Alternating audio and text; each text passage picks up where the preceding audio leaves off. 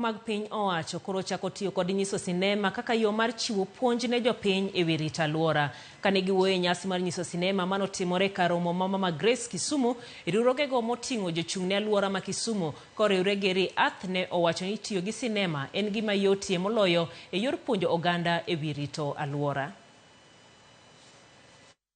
Chola ni mondo wapuonj yudhewa kaka ginyalo tiyo gi drama and also film mondo gilos tugo maber about environment. Nikech wasefwenyo ni yudhe ohero gik ma mit kabisa. Koro ing'eni ka watugo gi film or drama to most of the youths bobedo interested gi environment. To wasebedo kwa yudo ni nyiso gigi kata kwa wuoyo kaka jo government nyalo wuoyo to iparo ni samoro okaginyis jo oganda gima timore e ground.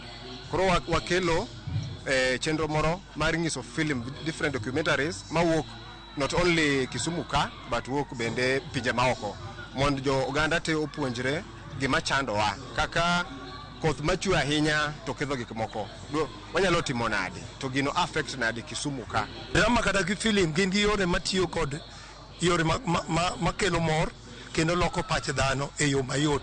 Koro film festival ni wadwa neno kaka lokruok mar lwasi kelo hinyruok kata kelo ber ne oganda. Tang'o ma rowere nyalo timo mondo gilok pachgi.